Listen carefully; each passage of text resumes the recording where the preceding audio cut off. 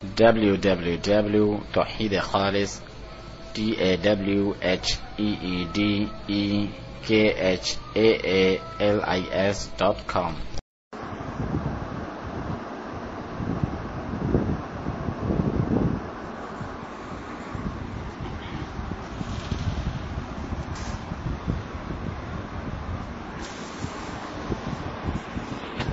بسم الله الرحمن الرحيم.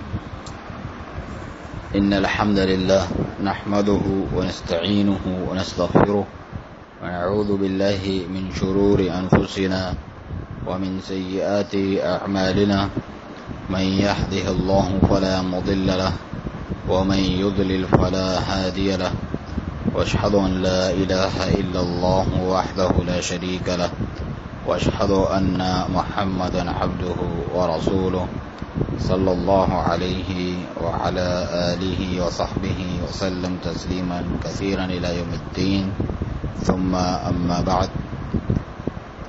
مجالس القرآن کے دروس جاری تھے جو کہ شیخ ربیع المدخلی حفظ اللہ کے قرآن کی مختصر تفسیر کے دروس ہیں. 8ویں مجلس میں سورۃ الاعراف کی آیت 88 سے لے کر سورۃ الانفال کی آیت 40 تک تلاوت کی گئی. اس کی تفسیر کرتے ہوئے شیخ فرماتے ہیں: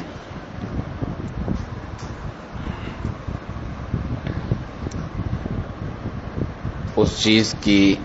اتباع اور پیروی کرنے کا وجوب، اس کا واجب ہونا جو کچھ محمد رسول اللہ صلی اللہ علیہ وسلم لے کر آئے.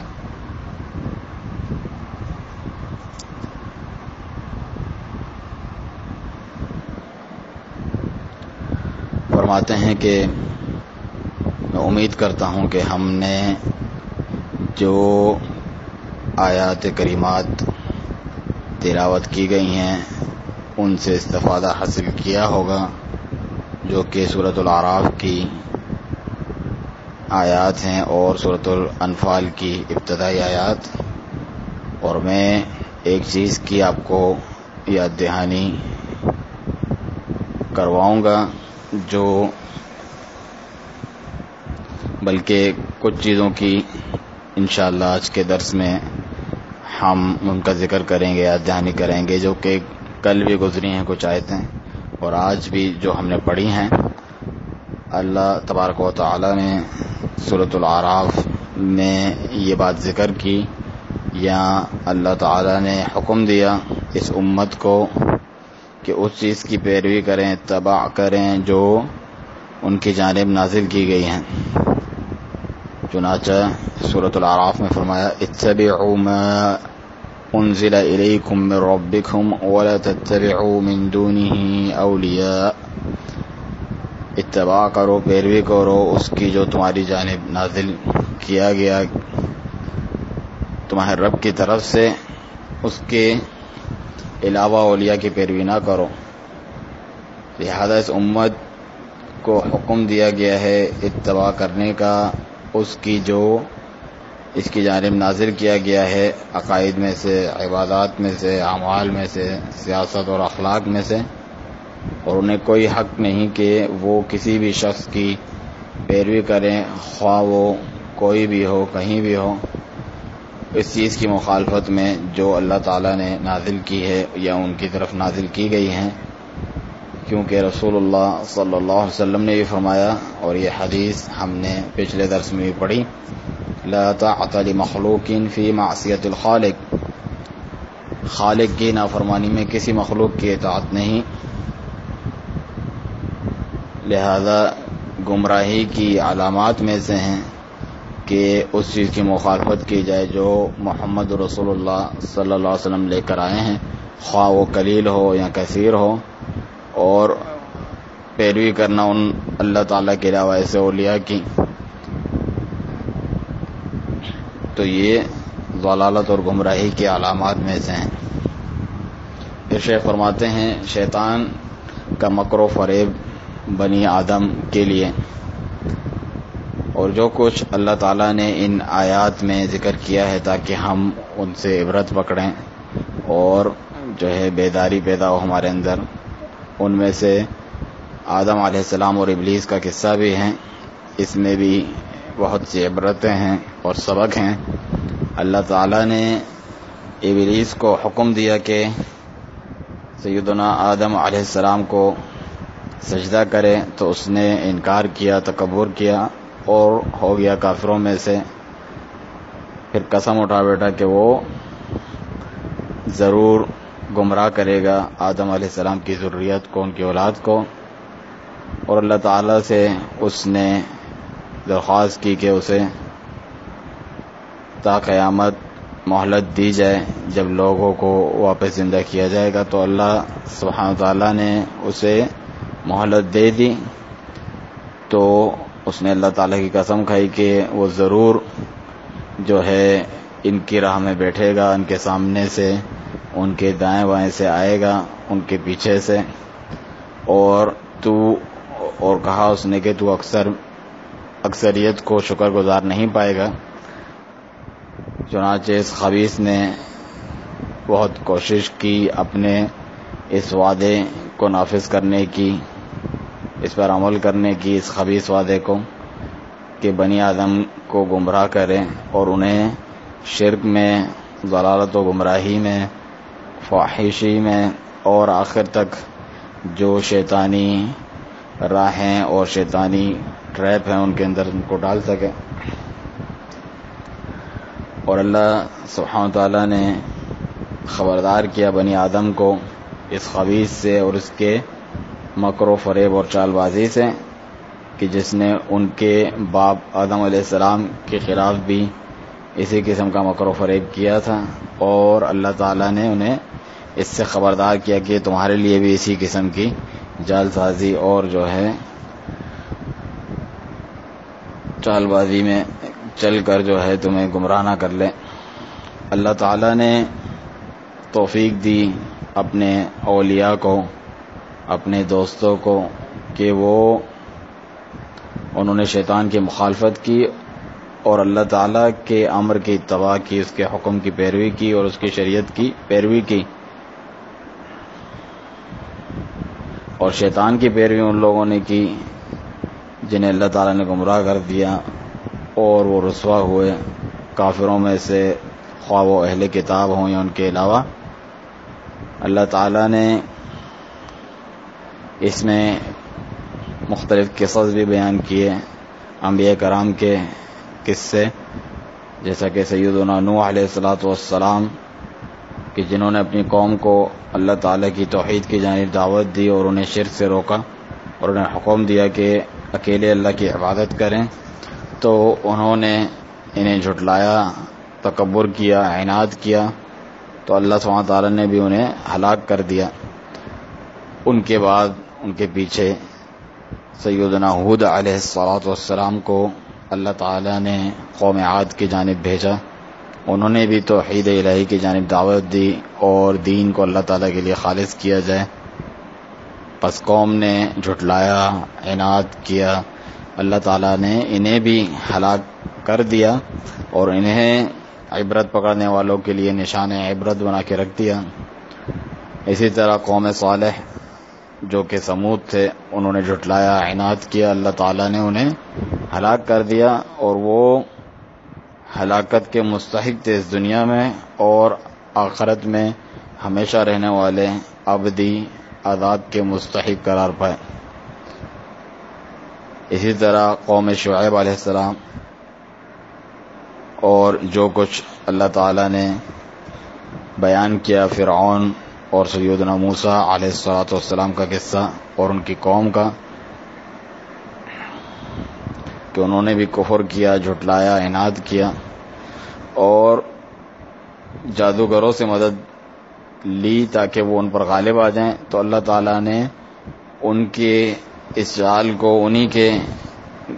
حلق میں ڈال دیا، انہی کے گلوں میں، انہی کے سر پڑ گئی وہ۔ اللہ تعالیٰ نے انہی جادوگروں کو اسلام کی جانب ہدایت دے دی جب انہوں نے سیدنا موسیٰ علیہ السلام کی صدق اور سچائی کو دیکھا اور جو کچھ اللہ تعالیٰ نے آپ کے ہاتھوں بالکل ظاہر اور باہر معجزات رونما فرمائے، جس کے ذریعے سے ان کے مکر و فریب اور سحر جادو کو ختم کر دیا. تو اللہ تعالیٰ نے ان کے ساتھ خیر کا ارادہ فرمایا، وہ ایمان لائے اور سیدنا موسیٰ علیہ السلام کی پیروی کی. ساتھ ہی اللہ تعالیٰ نے بنی اسرائیل کے قصے ہمارے سامنے ذکر کیے کہ انہوں نے ان کے صبر کی حالت کے بھی اور ان کے دین سے انحراف کی حالت اور موسیٰ علیہ السلام کی مخالفت کرنے کی حالت کے بھی قصے آخر تک اللہ تعالیٰ نے ذکر کیے.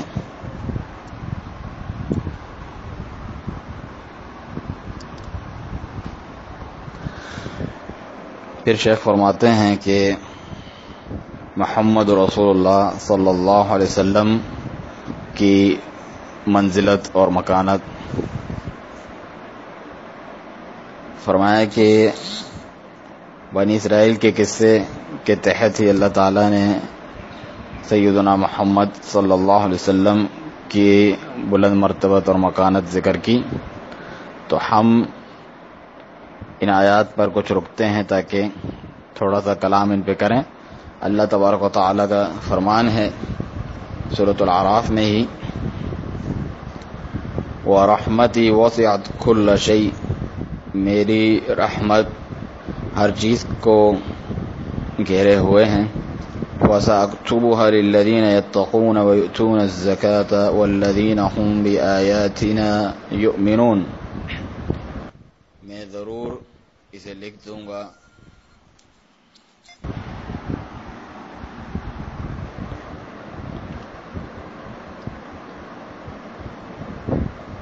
ان لوگوں کے لیے جو تقوی اختیار کرتے ہیں اور زکوٰۃ ادا کرتے ہیں اور وہ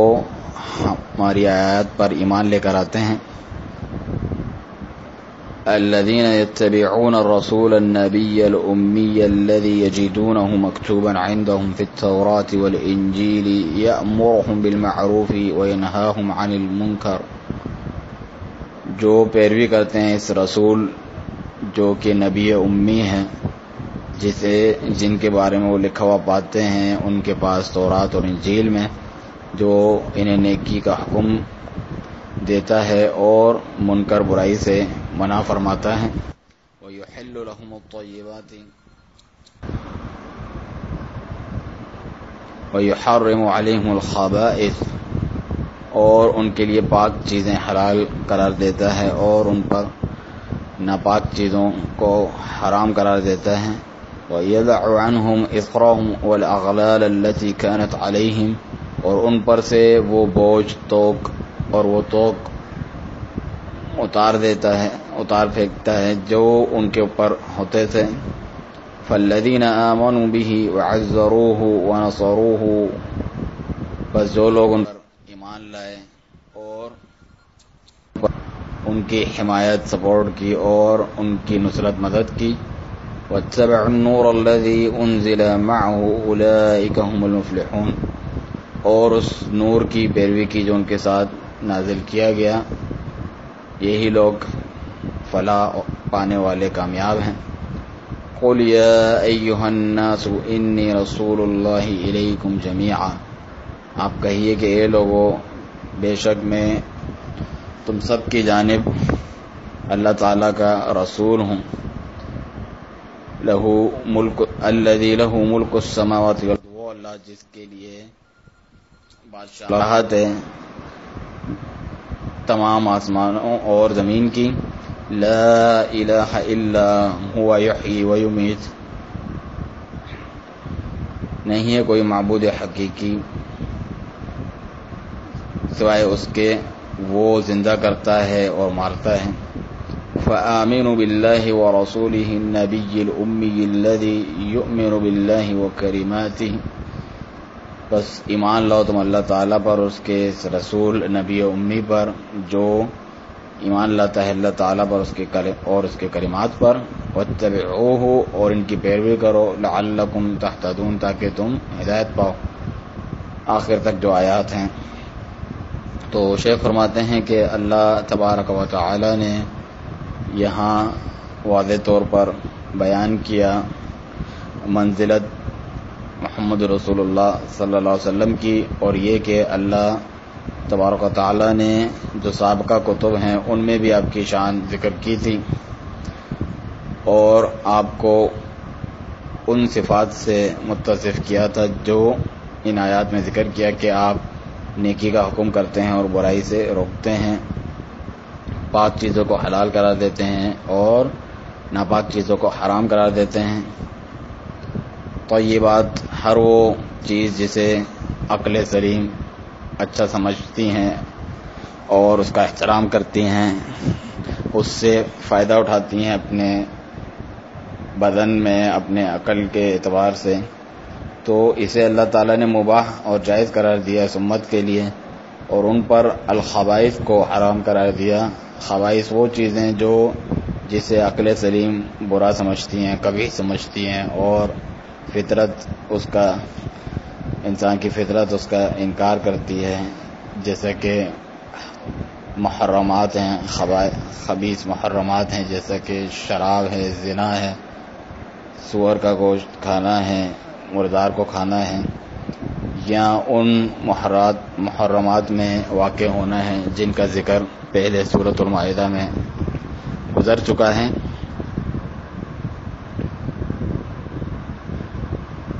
لہذا اللہ سبحانہ تعالیٰ نے اس نبی کریم کو اس آسانی والی شریعت کے ساتھ مبعوث فرمایا کہ جس میں کوئی توق نہیں اور کسی قسم کے بوجھ نہیں جو ان پر ڈالے گئے، کیونکہ جو بنی اسرائیل کی شریعت تھی اس میں اللہ تعالیٰ نے شریعت بنا کر ان پر ایسے توق اور بوجھ ڈالے تھے جو ان کے اپنی حرکتوں کی جو ہے مکافات عمل تھی، اس کا بدلہ تھا، ان کی سرکشی کا، ان کی مخالفت کا۔ جب کبھی وہ سرکشی کرتے شریعت موسیٰ علیہ السلام پر تو اللہ تعالیٰ ان پر بوجھ اور یہ توق بڑھا دیتا۔ بس آخرکار اللہ سبحانہ تعالیٰ نے محمد رسول اللہ صلی اللہ علیہ وسلم کو اس آسانی والی سہولت والی شریعت کے ساتھ مبعوث فرمایا کہ جس میں کسی قسم کے بوجھ، تنگی اور یہ توق موجود نہیں ہے۔ ان آیات میں شاہد یہ ہیں کہ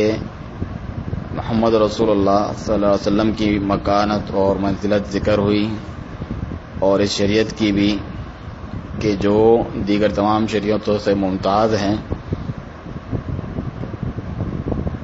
اور آپ کی اس منزلت کا ذکر کیا اور اس فضیلت جو اللہ تعالیٰ نے آپ کو فضیلت دی